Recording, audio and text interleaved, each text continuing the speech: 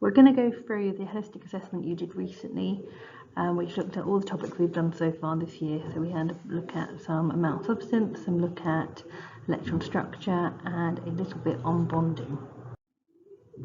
So magnesium exists as 3 isotopes, magnesium 24, 25 and 26. In terms of subatomic particles, state the difference between the 3 isotopes of magnesium. So we need to be mentioning one of the subatomic particles in this one. Nice straightforward, isotopes, so they have a different number of neutrons. You could also gain that mark by stating the number of neutrons each of those had. Question B now. State how, if at all, the chemical properties of these isotopes differ. Give a reason for your answer. So 1 mark for stating the chemical properties and 2 for the reason. So there is no difference whatsoever in the chemical properties, and that's because all of them have the same electron configuration, and that's the aspect that is going to impact their properties. Question 1c. Magnesium 25 atoms make up 10% by mass in a sample of magnesium. Magnesium has an AR of 24.3. Use this information to deduce percentages of the other 2 magnesium isotopes present in the sample. So we know that we can calculate AR by doing the sum of the isotope abundances times the isotope mass numbers and divide that by the isotope abundances. That's in the green box below, and you're expected to know that equation.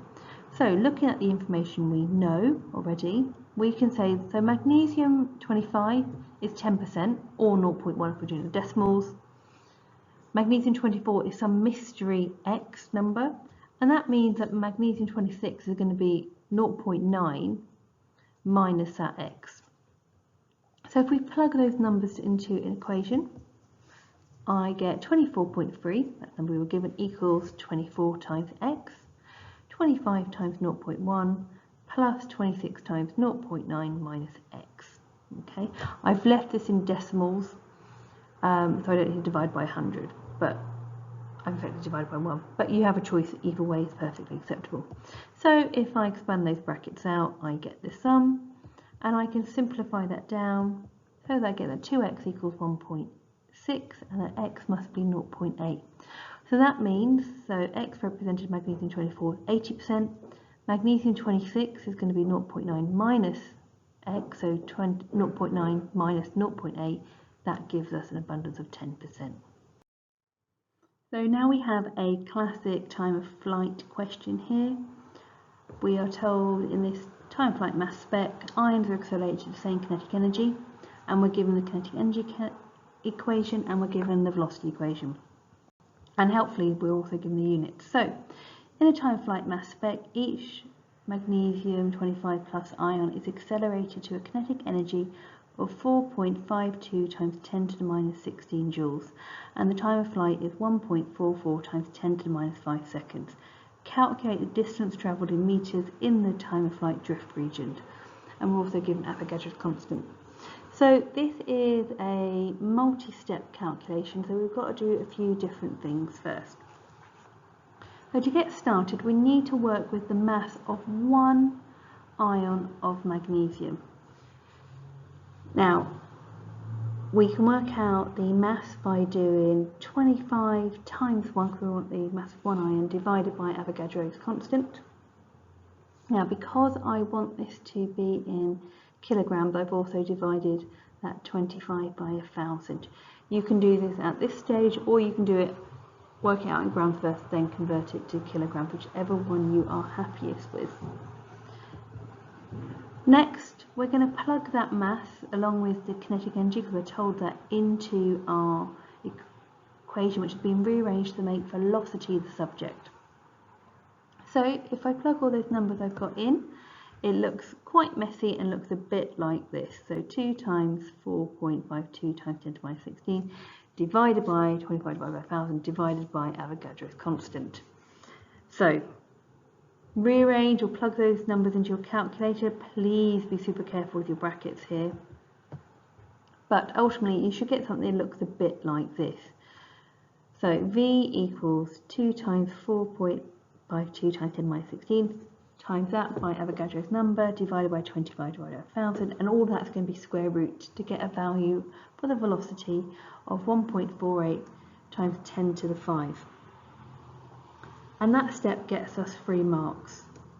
The final bit, we've got to work out the distance, so we're going to plug that into our rearranged second equation. So that d equals vt, so we take that number times by the 1.44 times 10 to the minus 5, which we are given in the question, and we get a distance of 2.13 metres. A lot of work for those 4 marks. Now question 2 is about electron configuration, and we're asked to state or give the full electron configuration of aluminium and of chromium 3+. So hopefully this is nice and straightforward for you. Plug those numbers in. Deduce the formula of an ion that has a charge of 2+ with the same electron configuration of krypton. So you need to look at krypton's electron configuration and go, right, if it's 2+, it means it's lost 2 electrons. So what would that be? Krypton plus 2 electrons or plus 2 protons. We're looking at Sr2+. Now it's going to be the ion because we wanted to get the charge. Then deduce the formula of a compound that contains 2+ ions and a 3- ion that both have the same electron configuration as argon, so are isoelectronic with argon. And you're going to get calcium 3, phosphorus 2. Now this question you've seen before in a homework, so hopefully you felt confident tackling this one. We're given some data about our subatomic particles, and we're asked an atom of hydrogen can be represented as H1. Use data from the table to calculate the mass of this hydrogen atom. So we're given the mass number of 1, so that means it has 1 proton. If it's got 1 proton and it's not charged, it's going to have 1 electron. It has no neutron, so you can add the mass of a proton to electron to get a number of 1.6734 times 10 to the minus 24. You're then asked which one of the following is a fundamental particle that would not be deflected by electrical field. So you're after the neutral substance. That's going to be the neutron. Question 3b.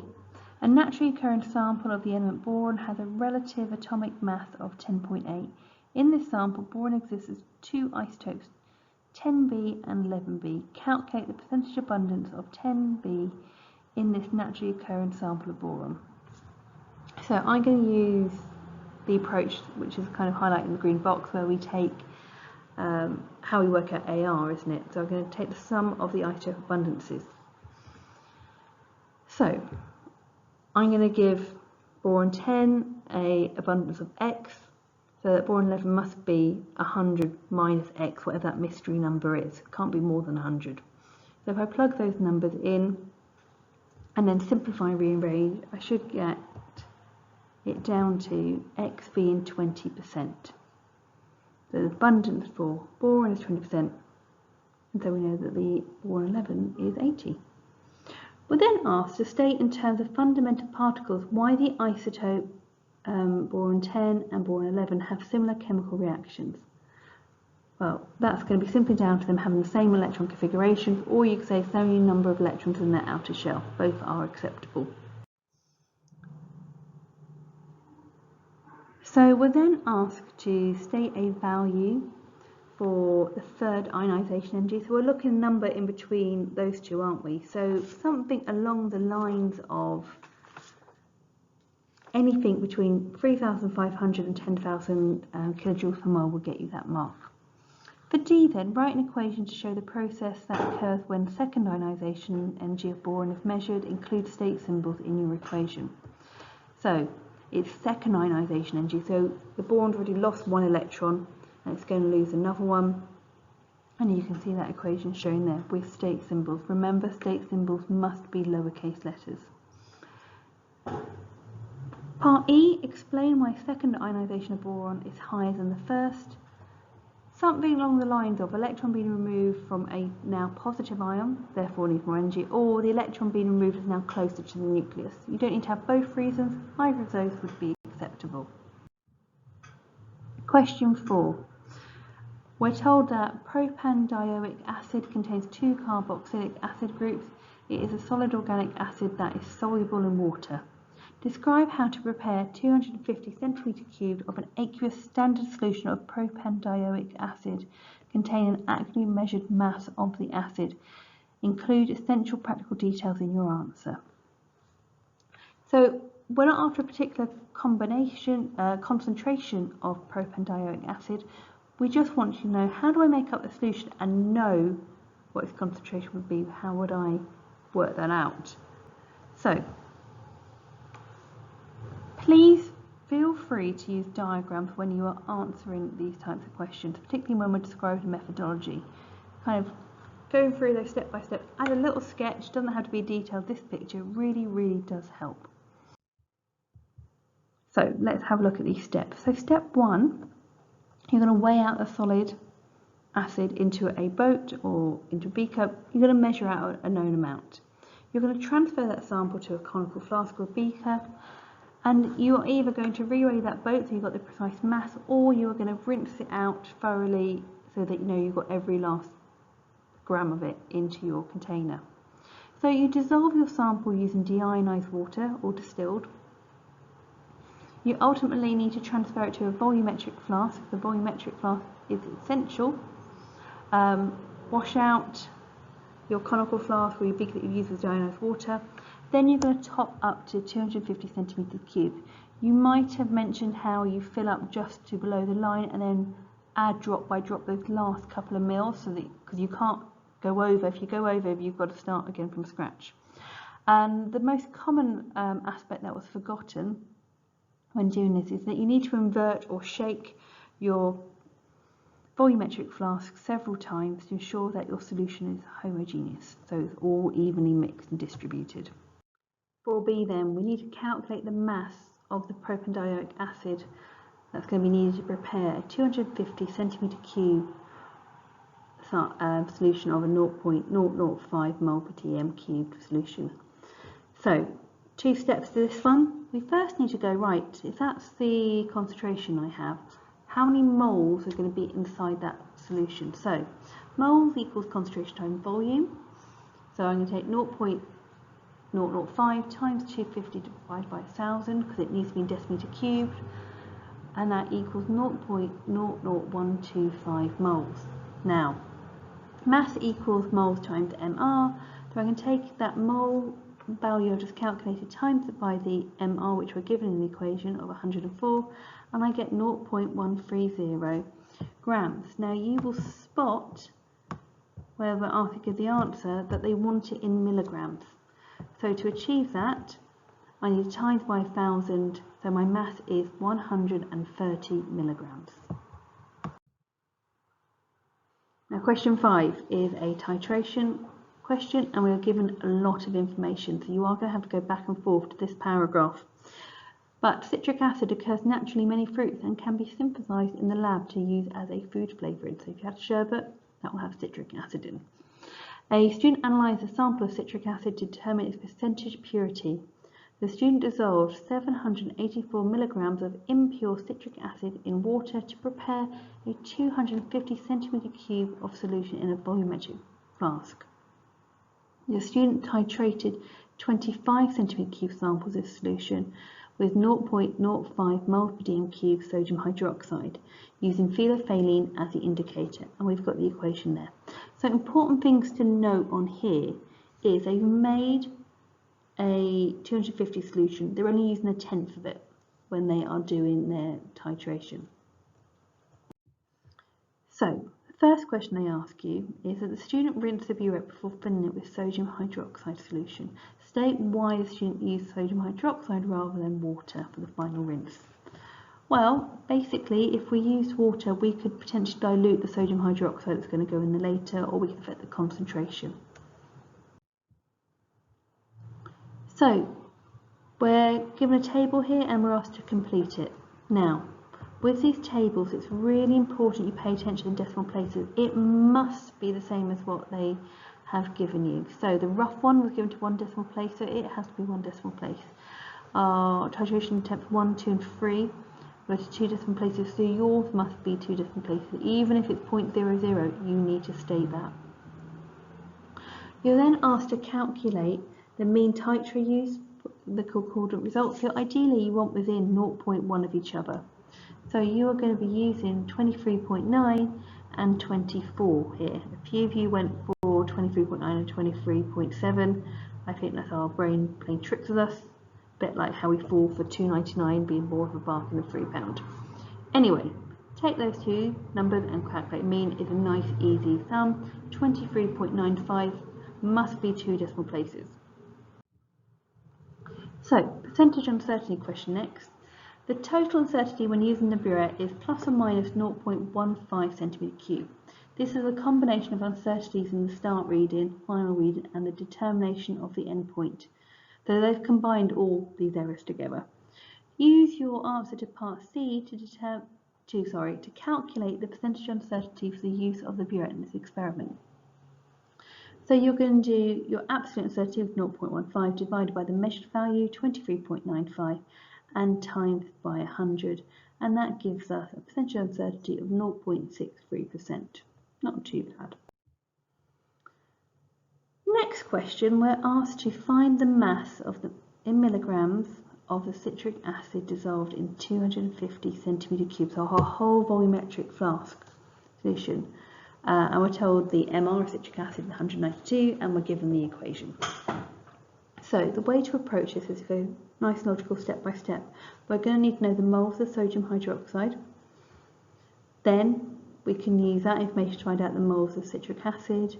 We then need to scale that up to remember we only titrated against 25 centimetre cube and actually got 250 in total.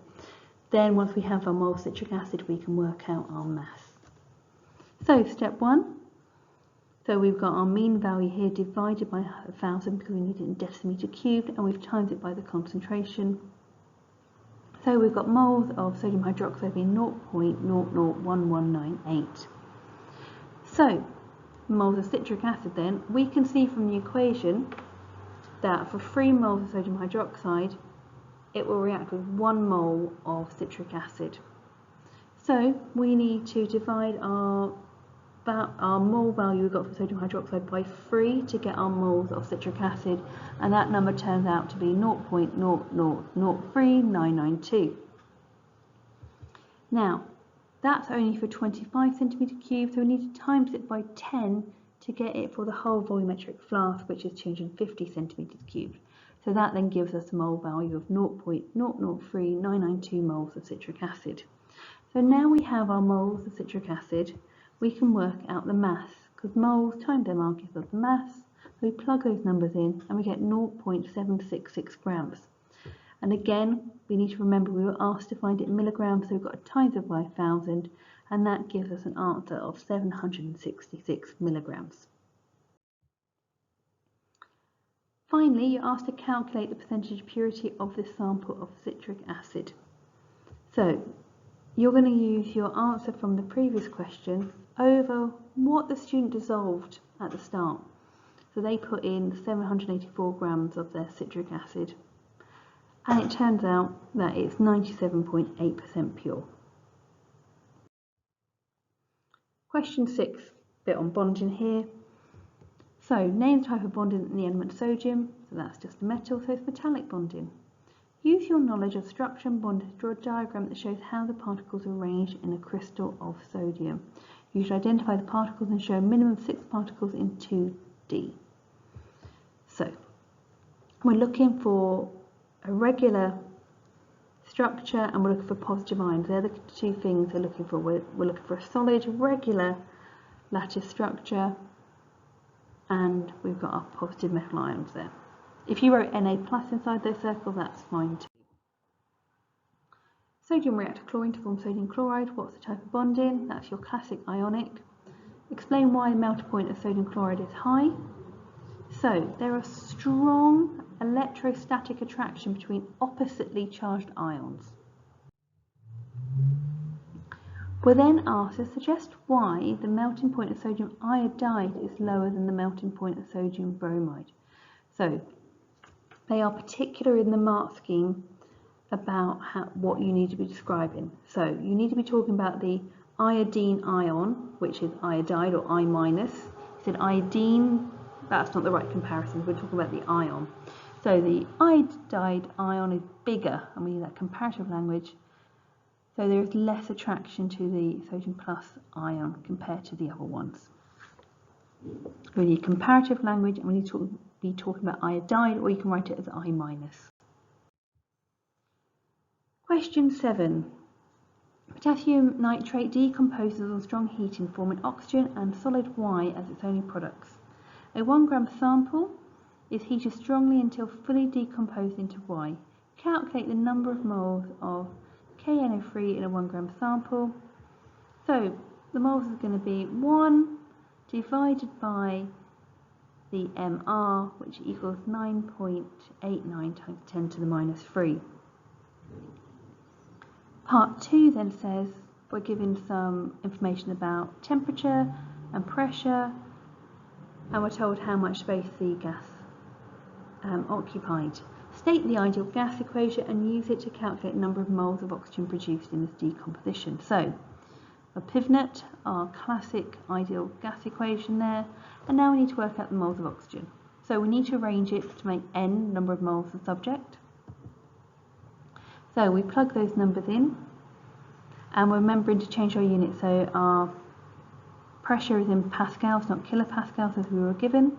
We're timesing that by the volume that we're given in the equation, dividing by the R constant and timesing that by temperature in Kelvin.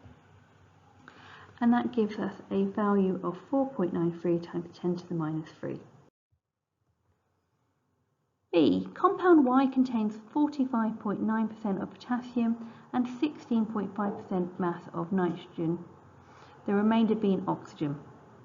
So first we've got to define what, or state what is meant by the term empirical formulae. So the simplest, lowest ratio of atoms of each element in a compound or substance. See what's underlined there, the essential vocab, so simplest ratio of atoms of each element. We're then asked to calculate the empirical formulae. So, we need to state the element. There's our potassium, nitrogen, oxygen, must remember oxygen there. Put our percentages down, or the masses, so we're treating those as like we've got 100 gram in total. So 45.9, 16.5, we've worked out oxygen being 37.6. We're going to divide those by the AR. Now showing what sum I'm doing on the side there, so that I'm communicating to the examiner what I'm doing. And I've got these values that you can see. So for potassium 1.17, nitrogen 1.18 and oxygen 2.35. Now we divide them all by the smallest number. So 1.17 divided by 1.17, 1.18 divided by 1.17, 2.35 divided by 2.35. And we get a ratio of 1 to 1 to 2. That gives us a formula of KNO2. We're then asked to deduce an equation for the decomposition of this species. So we get 2KNO3 goes to 2KNO2 plus O2.